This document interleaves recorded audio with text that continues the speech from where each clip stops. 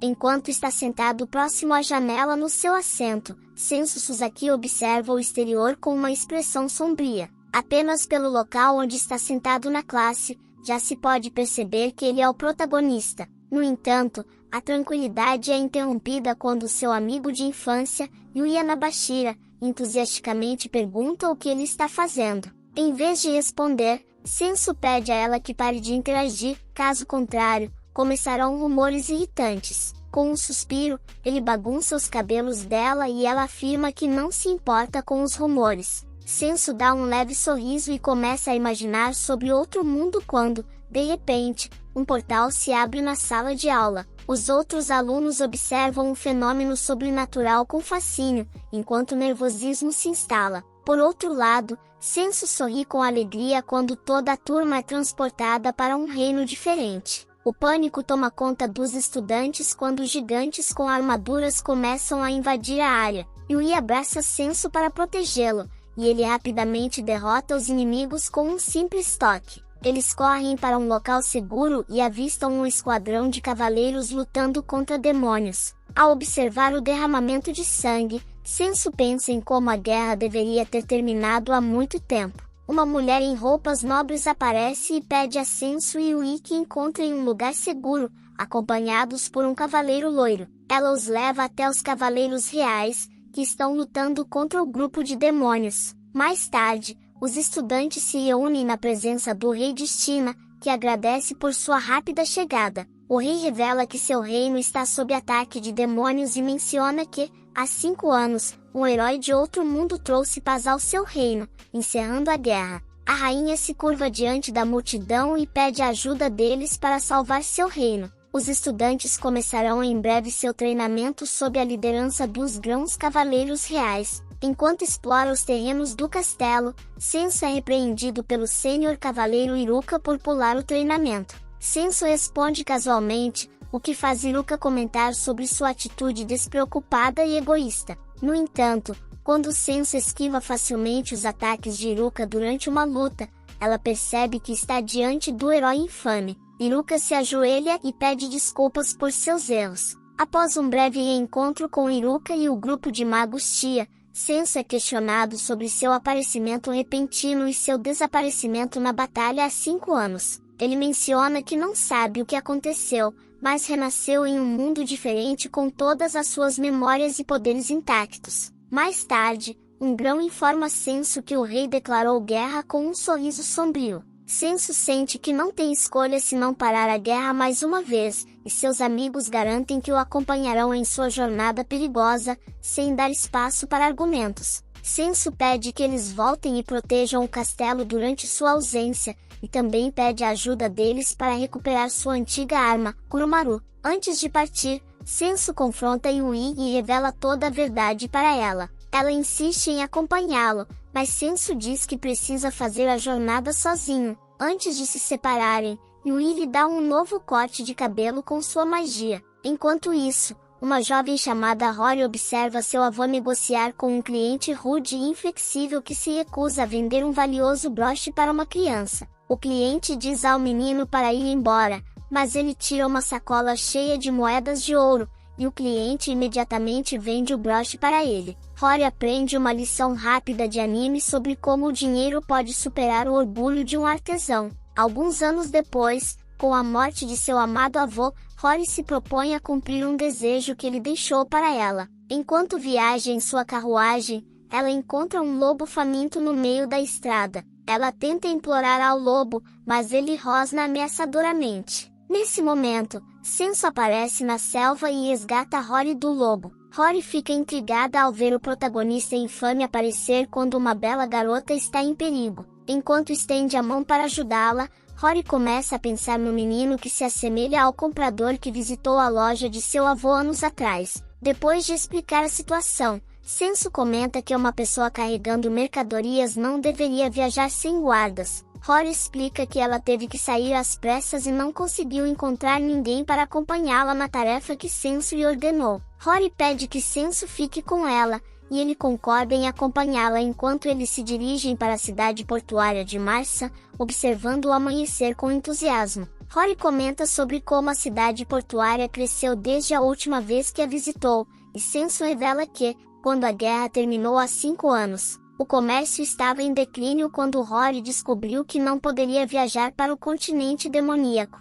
Ela caiu de joelhos, inundada pela tristeza, enquanto Shipman explicava que, devido à guerra, nenhum navio a levaria para lá. Rory começou a procurar desesperadamente por um transporte que a levaria ao tal continente. Algumas noites depois, Setsu correu até ela, pronto para ajudar. Ele sacou suas espadas, mas parou quando os civis começaram a falar mal deles antes de ir embora. Setsu prometeu que logo teriam sua vingança. Durante a conversa com Rory, ele percebeu como ela ansiava desesperadamente por chegar ao continente demoníaco. Ele prometeu ajudá-la depois de uma boa noite de descanso. Mais tarde, nos aposentos da Indy Brewery, Rory mostrou a Setsu o broche feito por seu avô. Ao olhar para ele, ele percebeu que era o mesmo broche que ele lançou uma magia quando ambos adormeceram. Cavaleiros perversos os atacaram enquanto eles dormiam, mas Setsu conseguiu derrotá-los e fugir pela janela com Rory segura em seus braços. Quando chegaram ao litoral do continente demoníaco,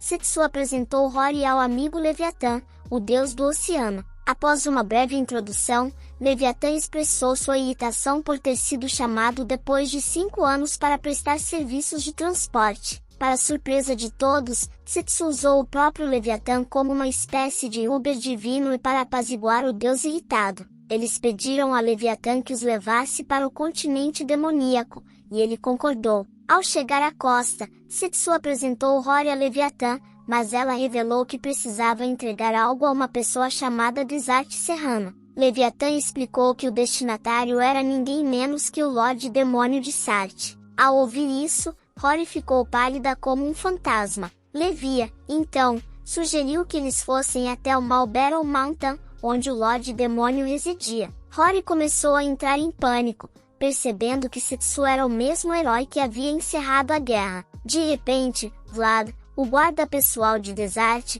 chegou à cidade em estado de agitação. Quando viu que todos estavam seguros, Vlad pediu desculpas a Leviatã por sua rudeza anterior. Ele então pediu a Setsu e Leviatã que ajudassem o Lorde Demônio. Ele explicou que Desart estava prestes a se casar com um homem chamado Tarin Sneader, um rico comerciante que havia conseguido influência em Sarte sob uma maldição. Setsu ficou furioso e questionou Vlad sobre por que Desart estava se casando com um vilão. Leviatã interveio e explicou que ela havia feito um acordo para manter a paz. Setsu percebeu que precisava salvar Desart do seu destino infeliz. Um mês passou e a situação no continente demoníaco começou a se deteriorar, com sinais sombrios aparecendo. Um dia, Vlad informou a Desart que Tarin Sneader, um dos negociantes da empresa Tara, desejava uma audiência com ela. Tarin afirmou que poderia ajudá-la a encerrar a guerra, mas em troca, queria que ela se tornasse sua noiva.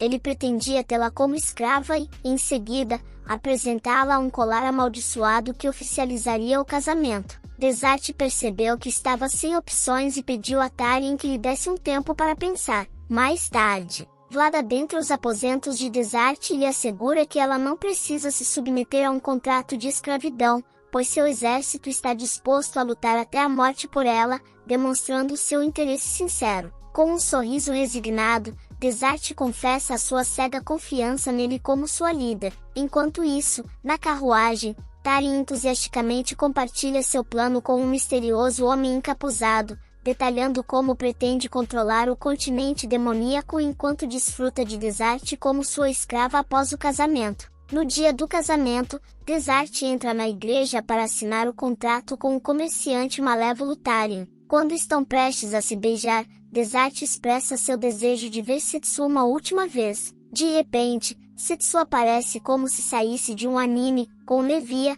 para interferir na cerimônia e causar um tumulto. Setsu enfrenta corajosamente o homem encapuzado que tenta resistir, demonstrando seu domínio como protagonista da história e derrotando-o. Após o confronto, o homem consegue escapar, e Desart, emocionada, abraça Setsu. Mais tarde, Setsu chega à conclusão de que Toma está por trás dessa operação e percebe que precisa da ajuda de Regulus, o rei dos Homens-Fera, para detê-lo. Yui, uma amiga de Setsu, recorda a infância e como, apesar de inicialmente achá-lo assustador, ela logo viu um lado diferente de Setsu e desenvolveu um forte desejo de protegê-lo. Após completar seu treinamento de magia, Yui corre para perguntar a Grão e Iruka sobre o relacionamento entre eles e Setsu. Grão e Iruka explicam que consideram Setsu como um companheiro e amigo. Yui expressa sua vontade de lutar ao lado dele e pergunta se eles podem dar a ela um treinamento especial para que possa estar à altura de Setsu.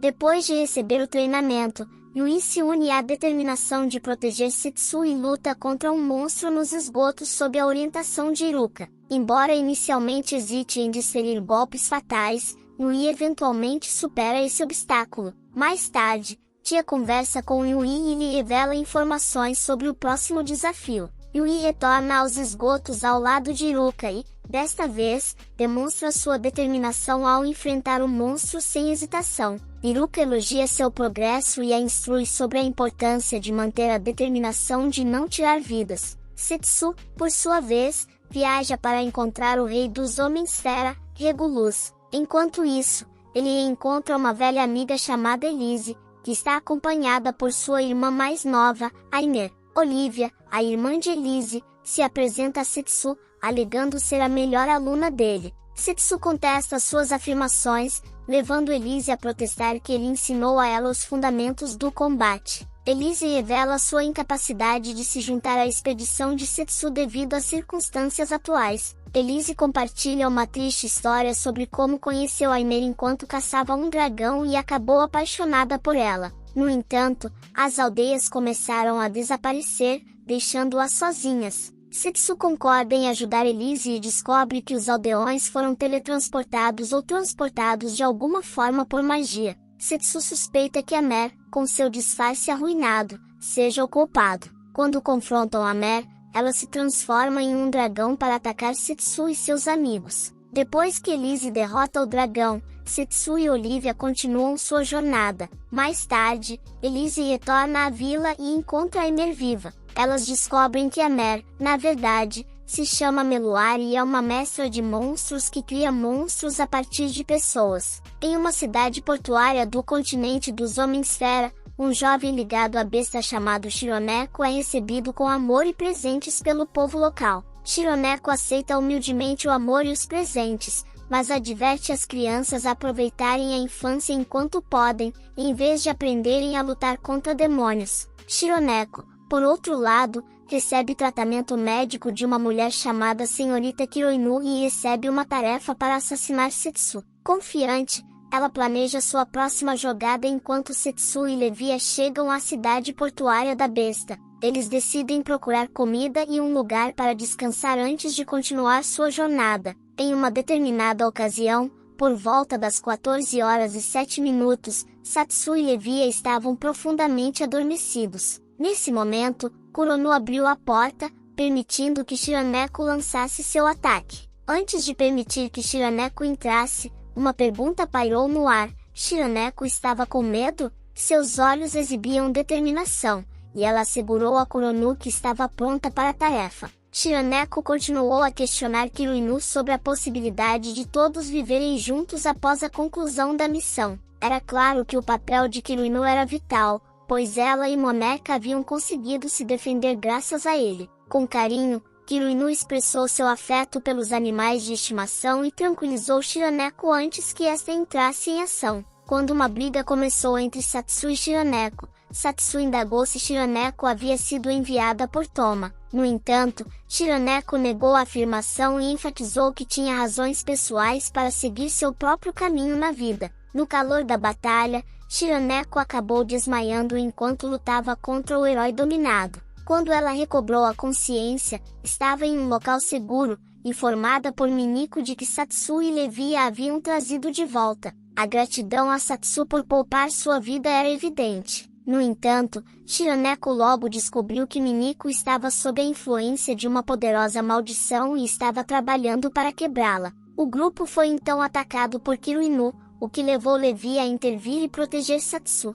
Após uma luta intensa, Levi conseguiu dominar Kiruinu e questionou-a sobre os planos de Toma. Apesar da pressão, Kiruinu permaneceu leal a seu mestre e se recusou a revelar informações. Posteriormente, um Shiraneco ferido apareceu diante de Kiruinu, questionando-a sobre suas ações. Kiruinu zombou de Shiraneco antes de desaparecer. Foi então revelado que Toma tinha ambições de se tornar um deus e que ele havia curado as duas irmãs. No dia seguinte, Olivia e Satsu partiram em direção à capital, sendo recebidos por Shironeko e Miniko, que expressaram o desejo de acompanhá-los em sua missão. Um vislumbre do passado revelou que Setsu uma vez enfrentou Roa, que o reconheceu como seu mestre após um desafio. No presente, Setsu concordou em lutar contra a princesa dos Homem-Esfera, Roa. Enquanto tentavam entrar na capital, Setsu e Olivia tiveram um encontro com os guardas. Após serem repreendidos pelos guardas,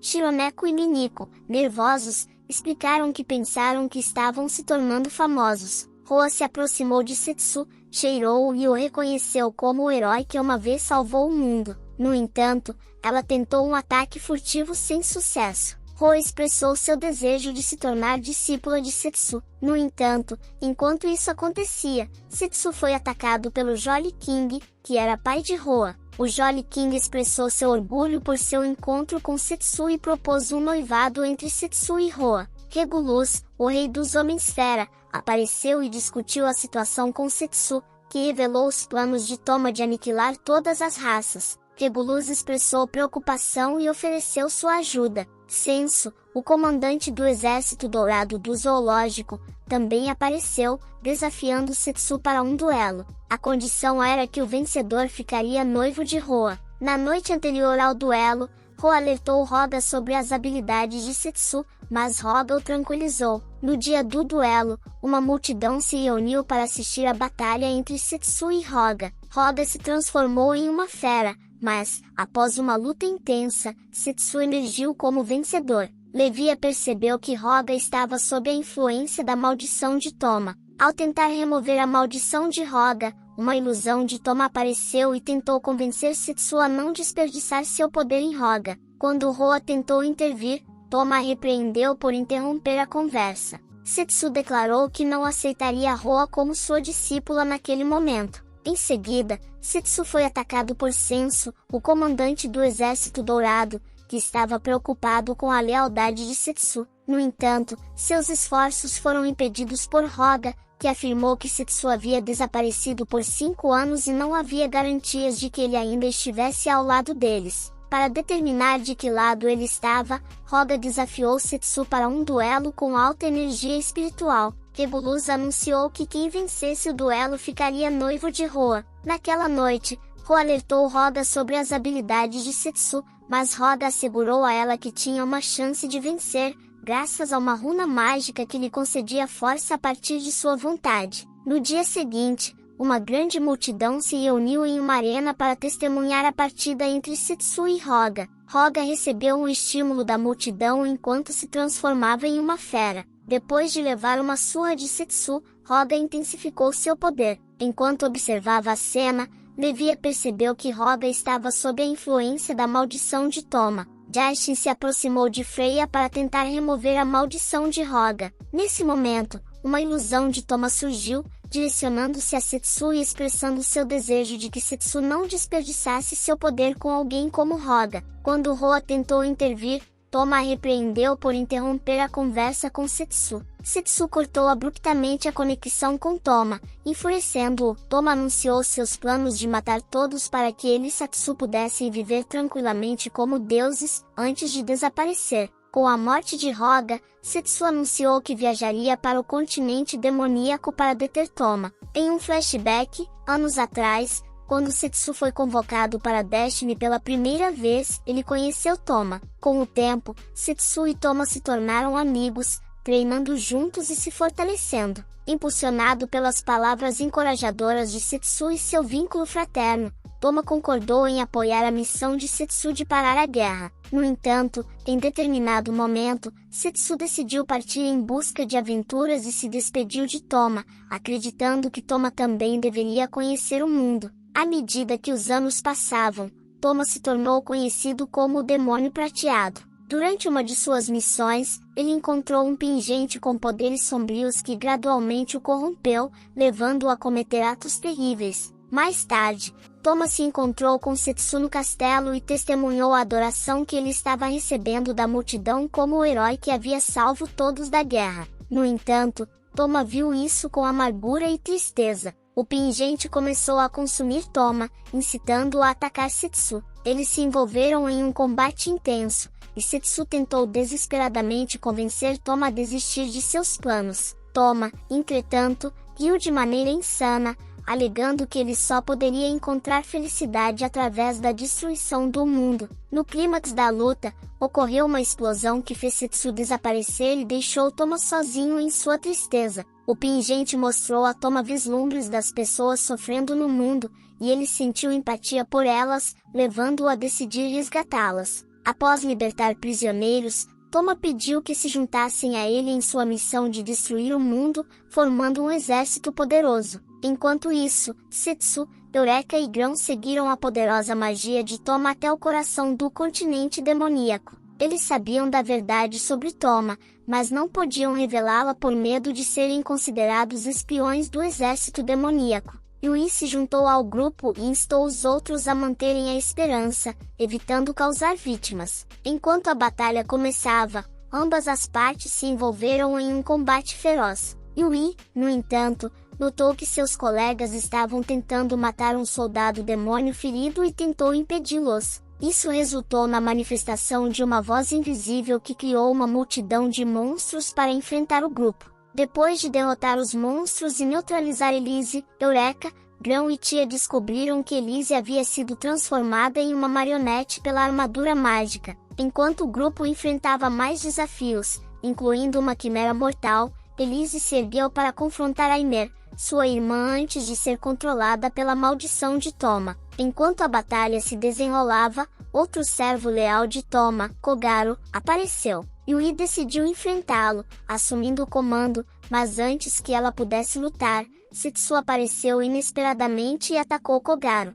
A presença de Setsu trouxe alegria a Yui, mas ele logo percebeu a necessidade de recuar, pois estavam em público. Setsu imediatamente pediu desculpas por sua ação impulsiva, reconhecendo a importância da situação. Ela então informa a Sensei que está progredindo bem sob a orientação de Eureka. Com isso, ela se abaixa e pede a Satsu que compre um terno para ela. Satsu, dando um tapinha nela, afirma que não precisa de mais um masoquista. Após um encontro sincero, ele se encontra cara a cara com Kagado, que confessa que desde o encontro deles no Palácio do Desastre, ele ansiava pela oportunidade de confrontar Satsu mais uma vez. Quando Kagado pergunta por que Satsu quer proteger seus amigos fracos, Setsu afirma que não se preocupa com a força ou status, ou ele os protege porque são preciosos para ele. Kagado interpreta a resposta de Setsu como um luxo que apenas alguns podem se dar ao luxo de ter, enquanto alega que destruirá o mundo.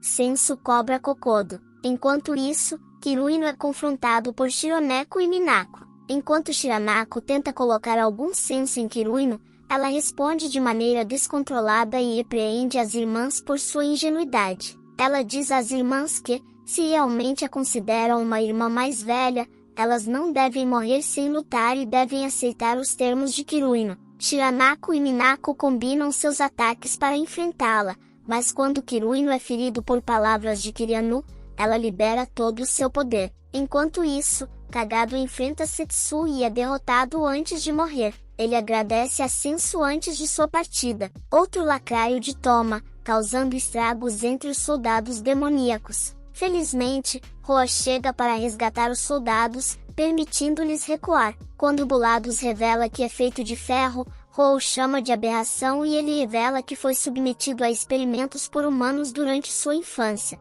Bulados tenta provocar Roa, mencionando Roga, e ela imediatamente corre para atacá-lo. Durante a luta, Roa libera todo o seu poder, mas acaba sendo gravemente ferida. Reconhecendo sua franqueza e orgulho, Bulados cura o corpo de Roa durante seus últimos momentos. Kagado perde para Setsu antes de morrer, e ele expressa sua gratidão por Setsu ter se entregado a Levia. Nacional e Desastre são recebidos por um Toma vingativo no Palácio do Desastre. Sensu corre imediatamente para a segurança, o que faz com que o ciúme de Toma aumente enquanto ele corre com sua espada contra Toma. Setsu diz a ele que não adianta falar com Sensu, sendo o garoto Yandere que ele é. Toma afirma que, uma vez que mate todos, terão bastante tempo para conversar. Quando a grande batalha começa, os amigos de Setsu torcem por ele. Percebendo que todos estão seguros, Sensu tenta convencer Toma a se render. No entanto,